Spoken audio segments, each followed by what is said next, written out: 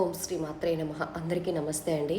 కొంతమంది సిస్టర్స్ అయితే నాకు కామెంట్ చేస్తున్నారండి, అక్క మేము క్షీరాబ్ది ద్వాదశి పూజ అయితే చేసుకోలేదు నెలసరి రావడం వల్ల. అలాగే నిన్న కార్తీక పౌర్ణమి కదక్క, మాకు కార్తీక పౌర్ణమి కూడా మేము చేసుకోలేదక్క, నెలసరి వచ్చింది అని అడుగుతున్నారండి. మళ్ళీ ఎప్పుడు చేసుకోవాలి, మళ్ళీ 365 ఒత్తనిది ఎప్పుడు వెలిగించాలి అని అంటున్నారండి. అందుకోసం షార్ట్లో మీ అందరికీ చెప్తానమాట. క్షీరాబ్ది ద్వాదశి పూజ చేయలేని వాళ్ళు మళ్ళీ మనకి ఏకాదశి ద్వాదశి అనేది మళ్ళీ వస్తున్నాయి అనమాట. ఏకాదశి రోజు తెచ్చుకొని ద్వాదశి రోజు ఉసిరి కొమ్మ కానీ ఉసిరి చెట్టు కానీ తెచ్చుకొని మళ్ళీ యథావిధిగా స్వామివారి దగ్గర క్షీరాబ్ది ద్వాదశి పూజ ప్రాసెస్ అనేది చేసుకోవచ్చు అనమాట. అయితే ఇంకొంతమంది సిస్టర్స్ అడుగుతున్నారు, 365 ఒత్తు అనేది వెలిగించలేదక్క, మళ్ళీ ఎప్పుడు వెలిగించుకోవాలని అడుగుతున్నారు.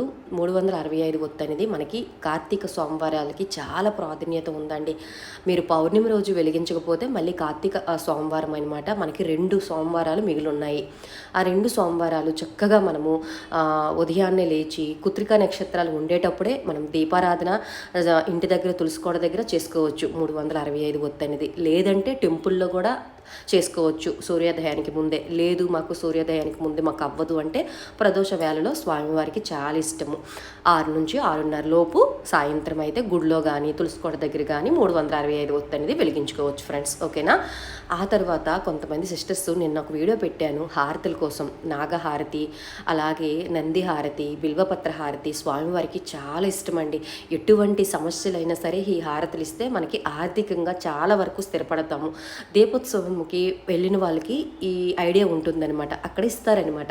నాగహారతి, అలాగే నంది హారతి, బిల్వపత్ర హారతి స్వామివారికి ఇస్తారండి. ఎవరైతే కుజదోషాలతో కానీ సర్పదోషాలతో కానీ ఇలా బాధపడిన వాళ్ళు తప్పకుండా నాగహారతి ఇవ్వండి. నాగాభరణం అనేది మనకి షాపుల్లో దొరుకుతుందండి, తెచ్చుకొని చక్కగా ఒక పళ్ళెంలో పెట్టి హారతి అయితే ఇవ్వండి. 5 ఒత్తులు వేయండి. నంది హారతి ఇచ్చేటప్పుడు 3 ఒత్తులు వేయండి. బిల్వపత్రాలు మా దగ్గర లేవక్క అంటే మాకు దొరకవు, వెండి ఉన్నాయంటే వెండివి కూడా ఇవ్వండి. అయితే ఈ హారతులన్నీ ప్రదోష వేళలో ఇస్తే చాలా మంచిది. కార్తీక మాసంలో శివుడికి ఇస్తే చాలా చాలా మంచిదండి. లేదంటే కార్తీక మాసం 2 సోమవారాలతో పాటు నెక్స్ట్ మార్గశిర మాసంలో వచ్చే కార్తీక సోమవారాలు, అలాగే మనకి మాస శివరాత్రి ఉందండి, మాస శివరాత్రి కూడా ఇవ్వచ్చు అనమాట.